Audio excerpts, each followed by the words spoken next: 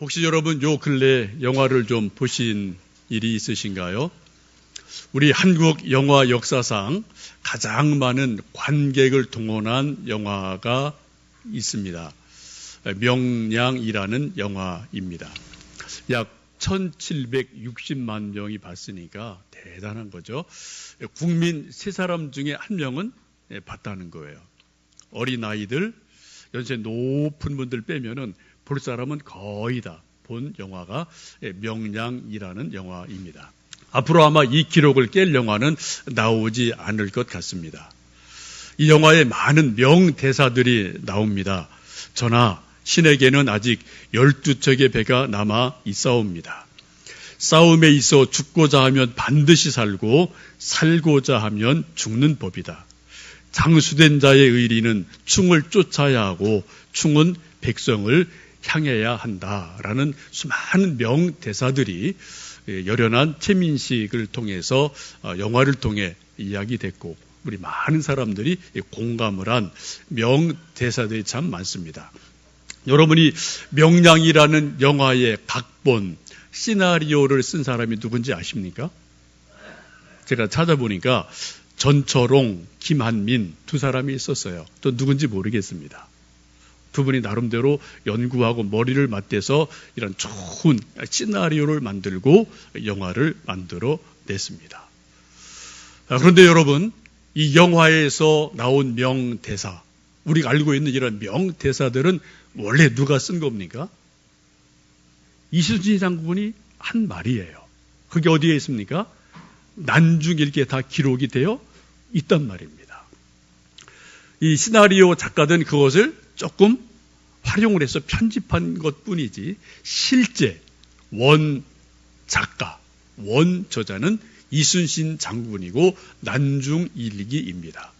만약에 이순신 장군이 없었다면, 난중일기가 없었다면 이 명량이라는 영화는 나올 수가 없어요.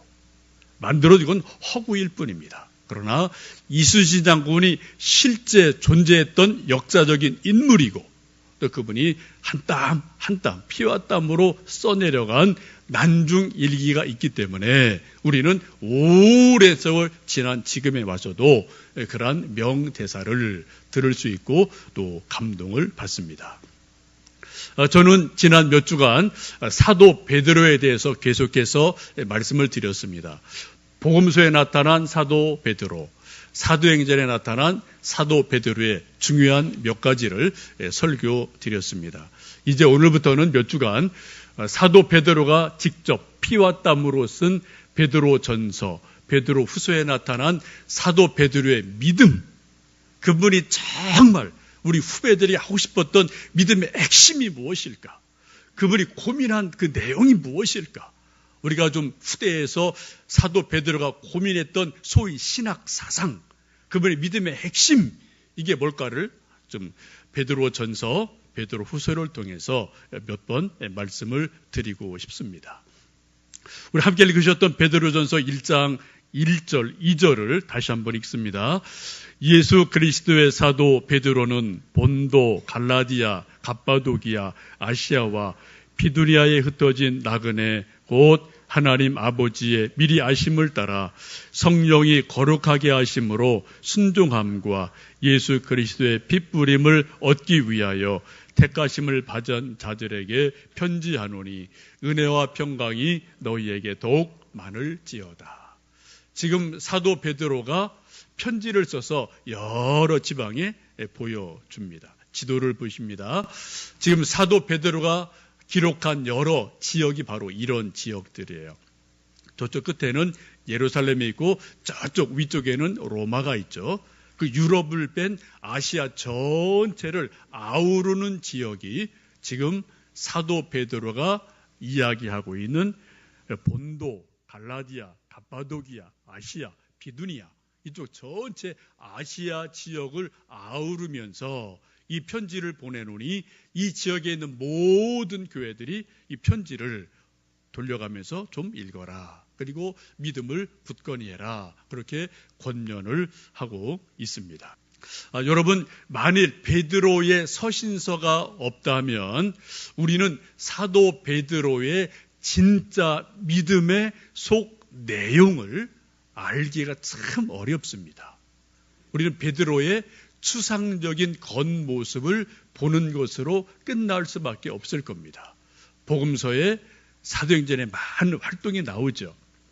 예수님을 구주로 고백했던 신앙 고백, 천국 열쇠를 받는 기쁨, 혹은 사탄아 물러가라고 꾸지람 받는 모습, 혹은 나는 다른 사람이 다 버려도 나는 절대 주님 버리지 않습니다라고 호언장담하던 그러한 당당한 모습, 그러나 곧이어 3번 부인하고 넘어지는 베드로의 모습, 그리고 또 고기 잡으러 바다로 다시 물러가는 실망한 베드로, 이런 베드로의 여러 가지 겉모습 조금만 알 수가 있을 거예요.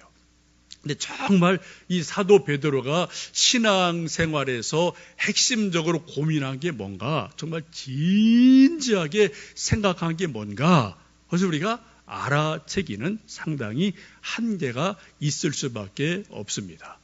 그런데 다행스럽게도 사도 베드로가 베드로전서, 베드로후서 이 서신서를 썼기 때문에 우리는 이 두 서신서 통해서 베드로의 속 마음을 정확하게 알 수가 있습니다.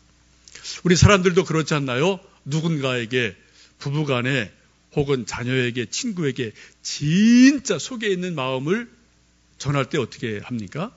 대부분은 편지를 쓰거든요. 이게 말로 잘 안 될 때가 참 많아요.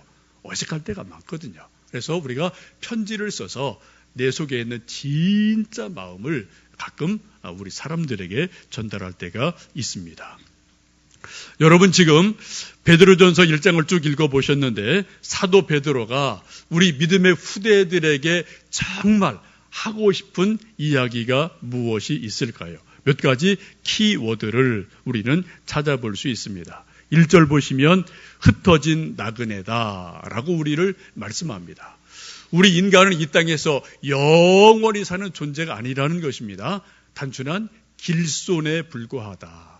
오고 가는 나그네에 불과하다라고 우리 인생을 말씀합니다.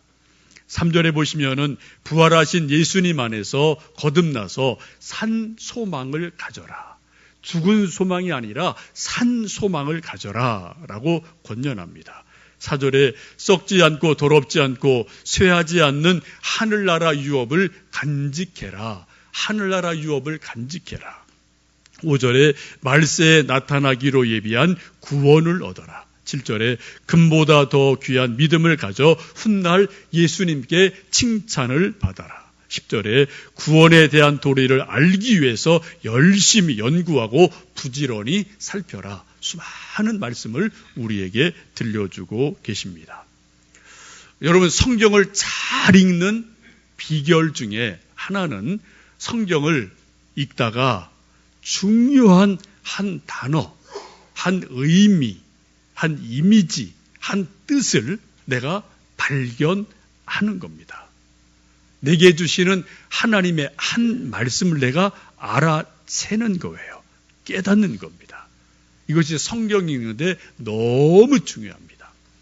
성경을 얼마나 빨리 읽었느냐, 많이 읽었느냐는 그렇게 중요하지 않아요.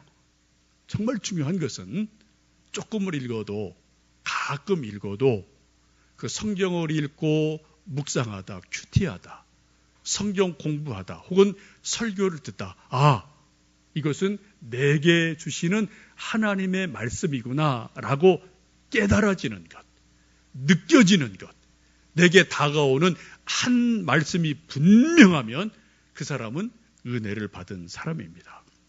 여러분, 하나님의 말씀이 내게 들려지고 깨달아지면 우리 영혼에 큰 기쁨이 임하게 돼요. 우리 영혼이 살아납니다. 우리 영혼이 힘을 얻습니다.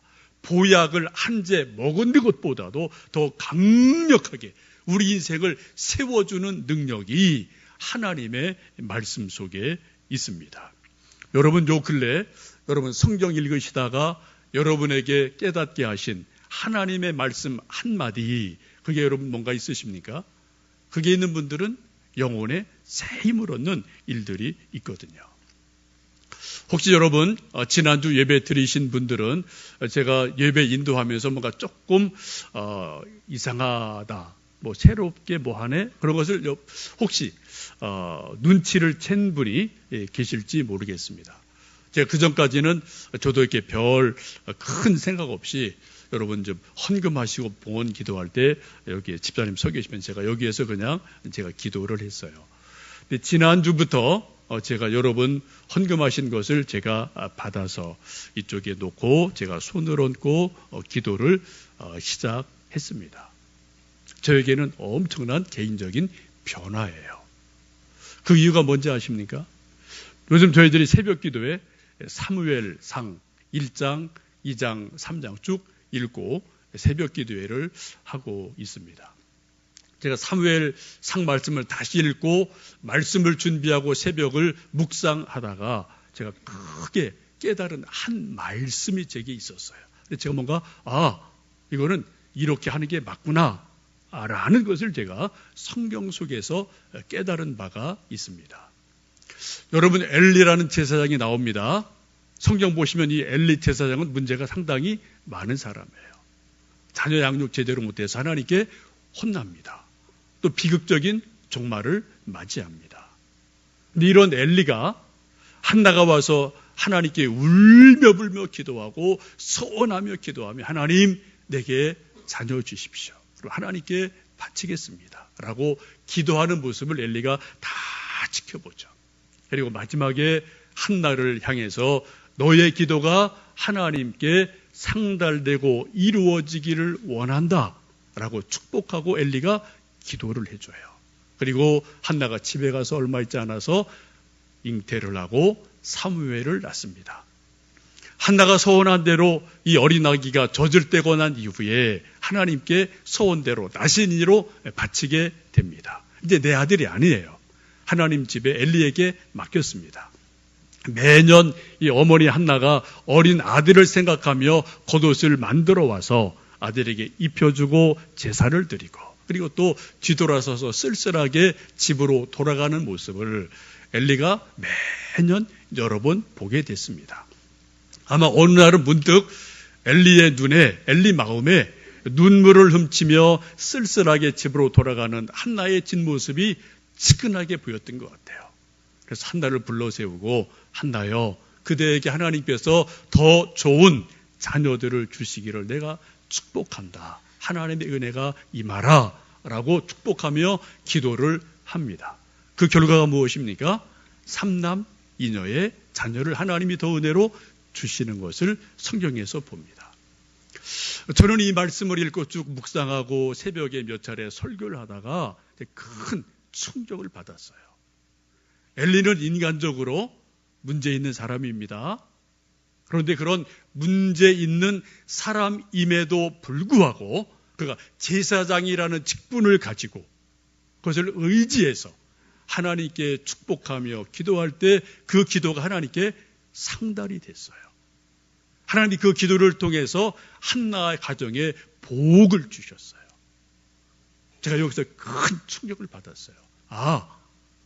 사람이라는 것은 제사장이나 목사라는 것이 100% 완벽해서 그 사람을 통해서 하나님이 복 주시는 것이 아니구나. 여러분 사실 이 세상에 완벽한 사람은 이 세상에 한 사람도 없습니다. 첫 제사장 아론도 실수가 많은 사람이에요. 금송아지를 만든 사람이에요. 인간 자체가 모두 다 죄인입니다. 그런데 그럼에도 불구하고 하나님은 자신이 세우신 종을 통해서 축복하시는구나 라는 것을 제가 사무엘서를 쭉 읽고 말씀을 묵상하고 준비하다가 제가 크게 깨달았어요. 제가 그 전까지는 제가 좀 믿음이 없었는지 뭐 좀 그렇게 좀 그런 마음이 한편에 그런 게 조금 있었던 것 같습니다. 그런데 제가 이 말씀을 다시 읽으면서 이거는 내가 하는 것이 아니다. 하나님의 이름으로 하는 것이다. 하나님이 부족한 종을 하나님의 종으로 세우셨으면 또 하나님이 하실 일들이 있구나 라는 확신이 생겨서 제가 여러분이 피 흘리고 땀 흘리고 애를 써서 참으로 맺은 열매들을 하나님께 봉헌하여 올릴 때 그건 내가 엘리의 마음으로 축복해야 된다라는 그런 강렬한 깨달음이 저에게 있었습니다. 근데 제가 여러분 이제 지난주부터는 봉헌할 때 제가 그런 마음으로 손을 얹어서 하나님께 감사하며 축복하며 기도를 하고 있습니다. 여러분 성경 말씀을 읽다가 뭔가 새롭게 깨달아지면 우리 생각이 사람의 생각이 바뀌어요. 사람의 생각이 바뀌면 말이 바뀝니다. 우리 삶의 자세가 삶의 태도가 바뀌어요. 우리 가치관이 바뀌게 됩니다.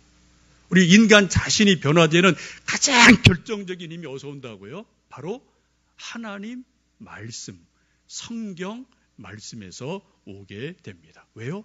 하나님 말씀은 살아있고 운동력 있는 하나님의 말씀이기에 그런 능력이 충분히 하나님 말씀 속에 있기 때문에 그렇습니다.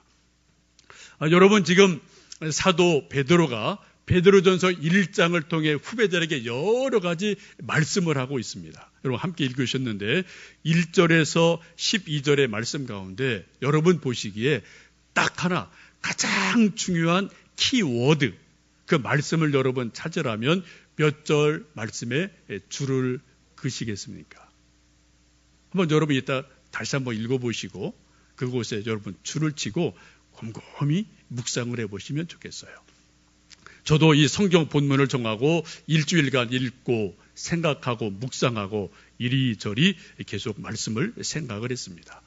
이 본문에서 가장 중요한 한마디 말씀을 잡아내라면 사도 베드로가 저에게, 여러분에게, 우리에게 주시는 가장 중요한 한마디 말씀이 뭘까? 여러분 뭐라 생각하십니까? 저는 개인적으로 9절 말씀인 줄로 믿습니다. 우리 9절의 말씀 같이 읽습니다.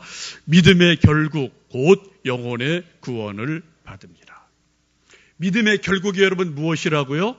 신앙생활의 결론이 여러분 뭐라고요? 영혼의 구원이다. 우리가 열심히 교회 오고 가고 수고하고 땀 흘리고 이런 일 저런 일 하죠. 또 예수님 이름으로 우리가 이런저런 수고하고 봉사하죠. 또 성경 읽죠. 제가 설교하죠.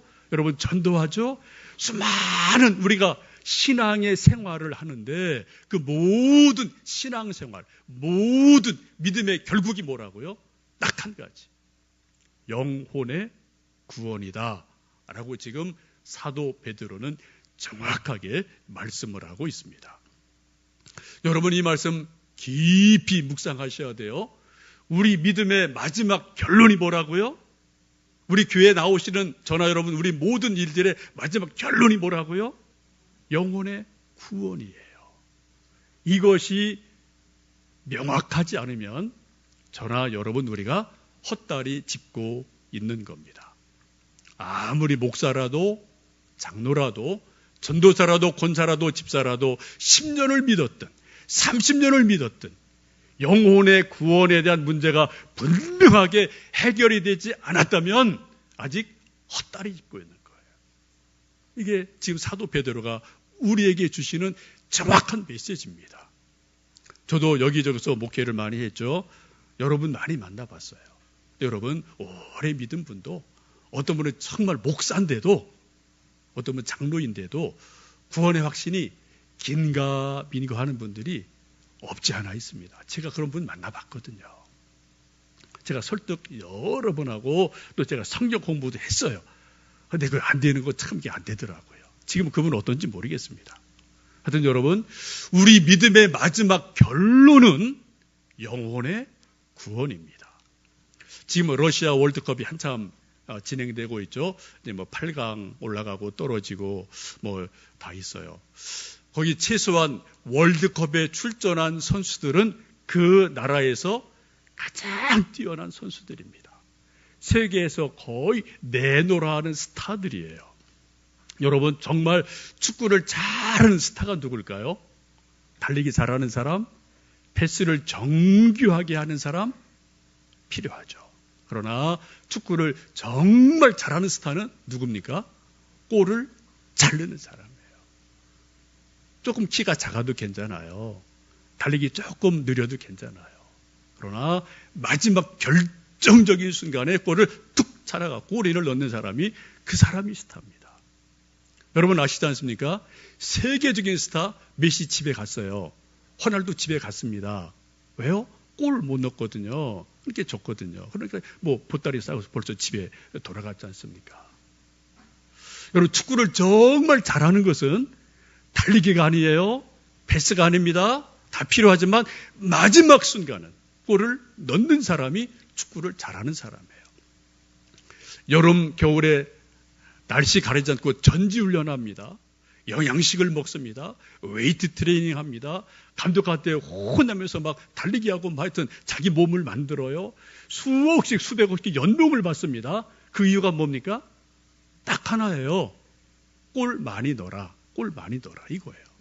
골 많이 못 넣으면 다 연봉도 깎이고 언젠가는 아웃되고 다 그렇게 되는 거죠. 선수가 끝나는 거죠.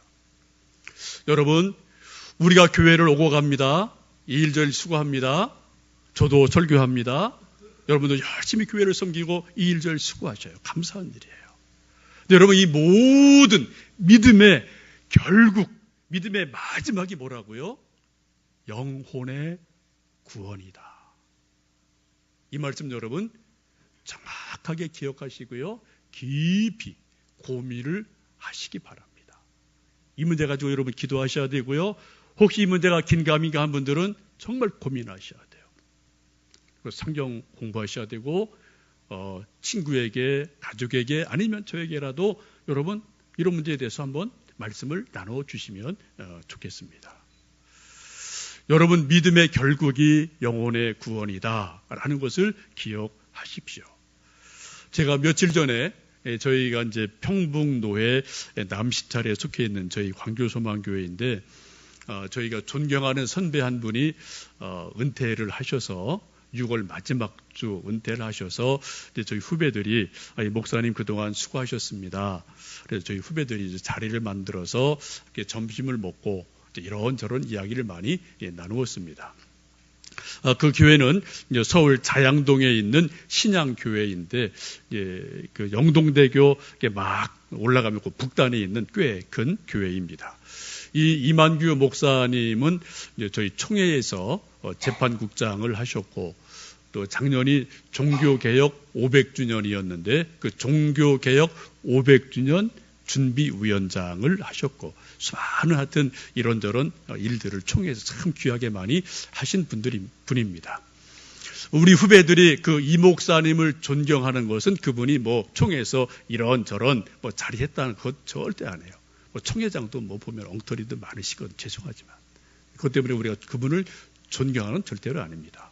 뭐 제가 그분을 개인적으로 뭐 잘 알고 지내니까 뵈면은 일단 실력이 있어요. 내용이 있어요. 그러니까 총회에서 그런 일들을 하시죠. 그 사람 참 그분이 겸손하세요. 거드름이 전혀 없어요. 언제든지 소탈하게 그냥 우리 만나주시고 또 그냥 뭐 이야기하시고 뭐 되는 소리 안 되는 소리 또 후배들에도 또 받아주시고 자기 경험으로 또 이렇게 정리해 주시고 정말 좋은 분입니다. 여러분 우리 선배 목사들이 후배들로부터 마음에서 존경받는 분이 의외로 많지가 않아요. 참 쉬운 일이 아니거든요. 이분은 그런 분 중에 정말 몇 분 중에 한 분이에요. 저도 종종 또 뭐 이제 앞으로 만나 뵙고 싶은데, 네, 그분과 이제 여러 가지 이야기를 나누고 집으로 돌아오면서 제가 궁금증이 생겼어요. 이분이 지난 6월 말로 정년 은퇴를 하셨어요. 이제 더 이상 공적으로 교회에서 설교를 본교회에서 못 하십니다. 마지막 설교하신 거예요. 이제 궁금했어요. 43년 목회하셨는데 이 목사님께서 43년 목회를 마무리하면서 마지막 설교를 뭘 하셨을까? 제가 궁금해서 교회 와서 홈페이지 들어가서 설교를 쭉 한 번, 두 번 들어봤습니다. 그 마지막 부분을 여러분에게 소개해 드립니다. 여러분, 그래서 우리 신앙교회 성도 여러분 앞으로 살아가는 동안에 진정성 있는 믿음으로 내 인생의 전쟁은 하나님께 속을 믿고 믿음으로 당당하게 살게 되기를 축복합니다. 여러분, 우리가 당당하게 산다는 게 뭡니까? 당당하게 산다니까 괜히 큰소리 치는 걸 당당하게 산다고 착각하는 분들이 있더라고요. 그게 아닙니다. 그게 아니에요. 당당하게 산다는 말은 하나님을 신뢰하는 말이에요. 그래서 우리가 당당하게 사는 거거든요. 결론입니다. 여러분, 짧은 인생 살면서 할 일도 많고 하고 싶은 것도 많고 해도요, 결국은 예수 잘 믿어야 됩니다. 결국은 내가 할 수 있는 최고의 일은 하나님을 영화롭게 하는 겁니다. 내가 할 수 있는 최고의 이 공적은 사람을 서로 사랑하는 거예요. 서로 사랑하는 거예요. 그리고 내가 받은 하나님으로부터 받은 사명을 감당하고 하나님 나라 가는 게 예수 잘 믿는 거예요. 여러분, 예수 잘 믿어서 천국 가는 여러분 되기를 축원합니다. 기도합시다. 저게 이 목사님의 43년 목회의 마지막 공식적인 설교의 마지막 부분이에요. 여러분 궁금하시면 신앙교회 치면 그거 바로 뜹니다. 들어가서 한번 저분 설교 쭉 한번 들어보셔도 좋을 것 같습니다. 제가 저 설교를 듣고 약간 놀랐어요. 하실 말씀이 참 많을 텐데 그 마지막 설교의 결론이 뭐라고요? 예수님 잘 믿어서 천국 갑시다. 예수님 잘 믿어서 우리 천국에서 만납시다.